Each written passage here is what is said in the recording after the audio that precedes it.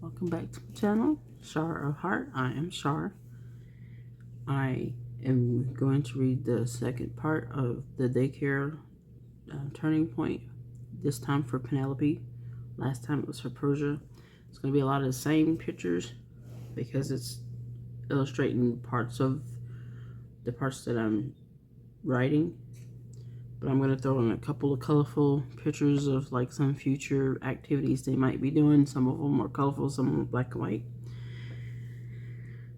Alright, and stay tuned because next week I might have one next week and then one the week after.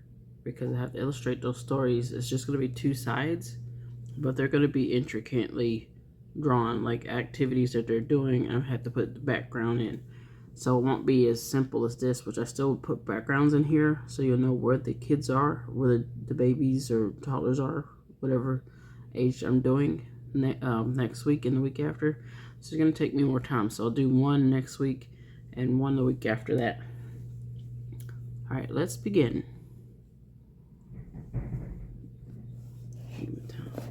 Place so I can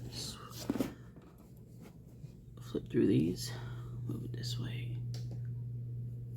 Alright. Meanwhile, Penelope was having just as hard of a time.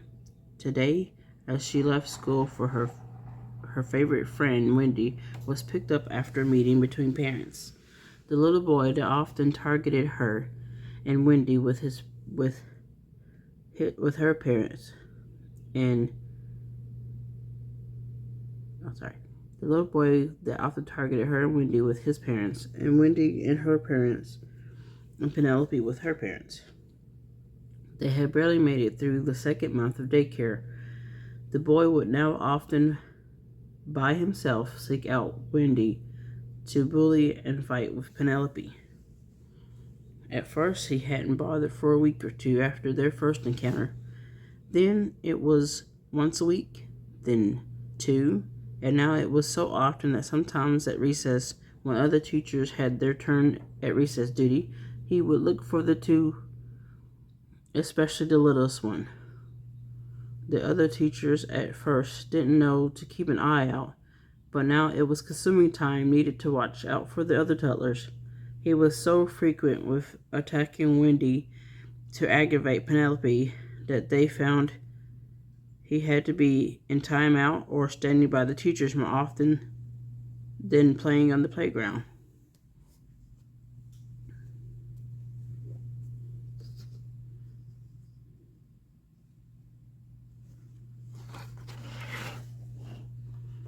Now, at the end of the meeting, Penelope heard Wendy would be moving and Ronnie would be finding a preschool when he was a little older. I'm not sure if that says what I originally put in my writing. I have to go back and look to see if that's the little boy's name. But for now, this is like the editing version until I get things better set up.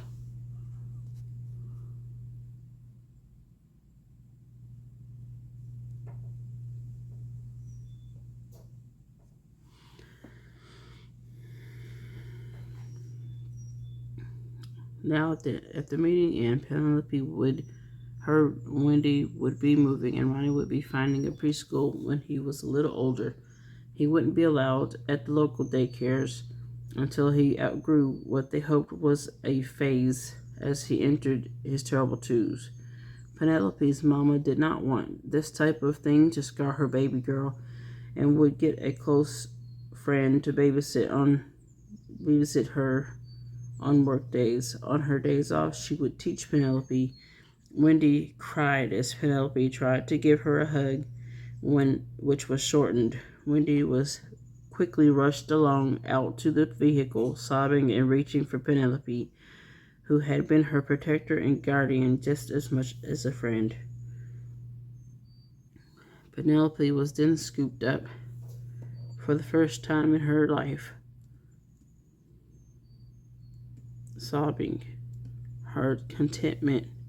Let me read that right. Penelope was scooped up as she sobbed for the first time in her life. Her contentment with daycare was destroyed by a jealous, undisciplined little boy.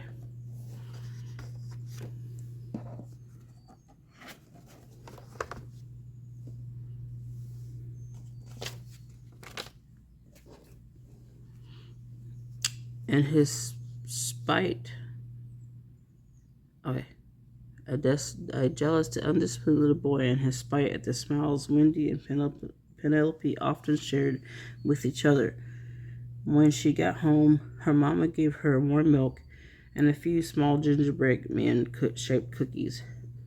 Mama Perry Whipple attempted to soothe her distraught baby girl, just barely into her toddler days, by gathering her into her arms.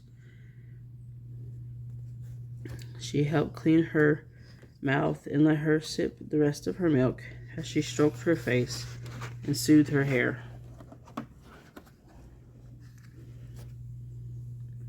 She began to sing softly,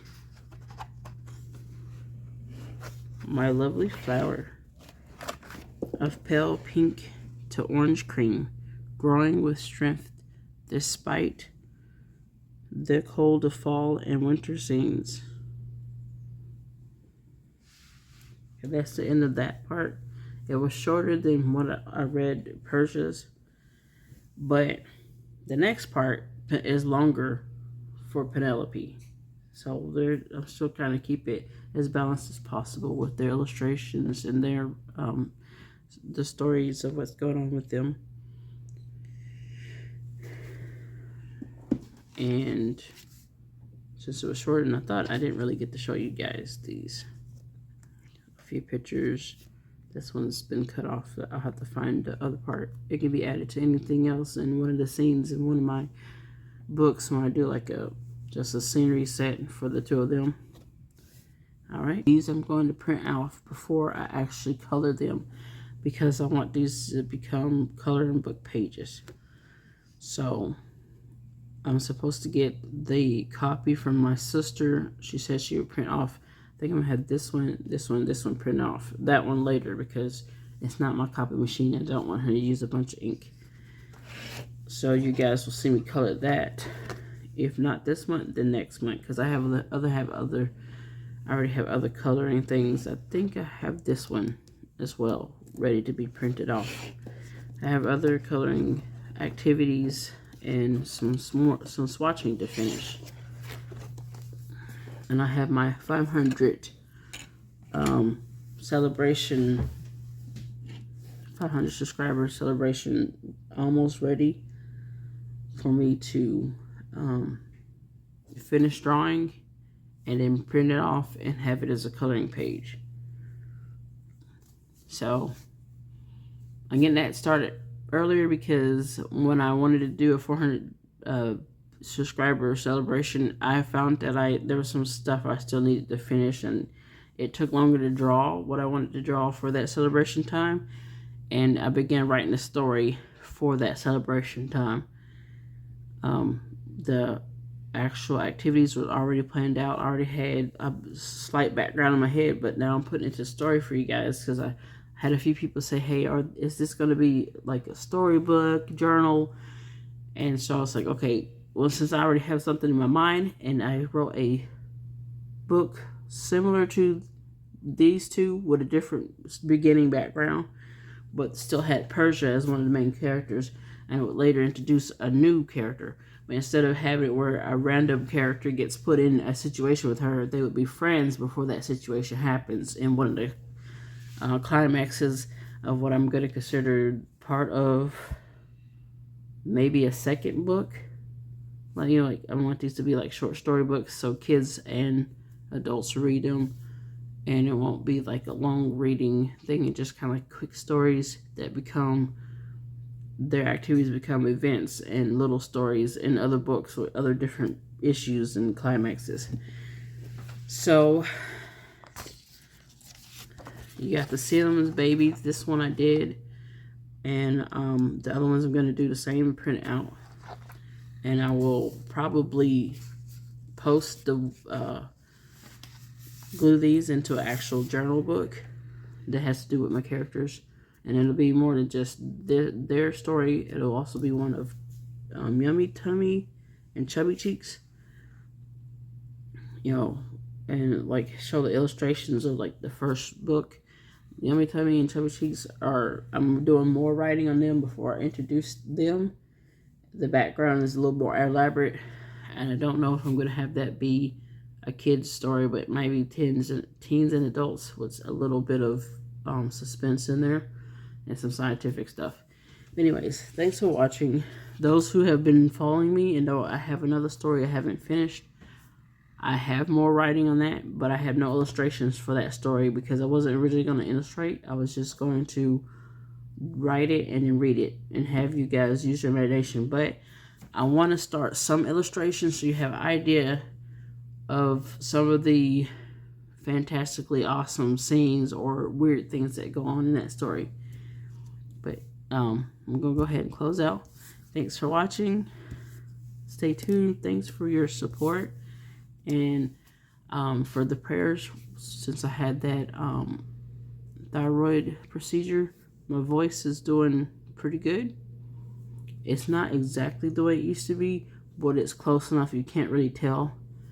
And I'm getting my ability to sing like I was able to sing. It's a little different, but the muscles are still recuperating. So they told me, don't be worried about it now because it could take weeks to months for that area and the muscles to gain their strength back to be able to expand and for the vocal cords to be able to work the way they're supposed to. But the fact that I can talk without sounding hoarse and I can sing pretty smoothly, some notes not as high as I usually can go, is kind of miraculous, because even the surgeon was surprised. He's like, "Oh, you can." I didn't sing for him. I was in there by myself, and I'd been waiting an hour, and I was just ready to go. So he didn't get his illustration or his example. But anyways, I'll see you guys later this week with the swatching. Finish up swatching the markers I had started with the whimsical creatures. Have a great week. See you soon.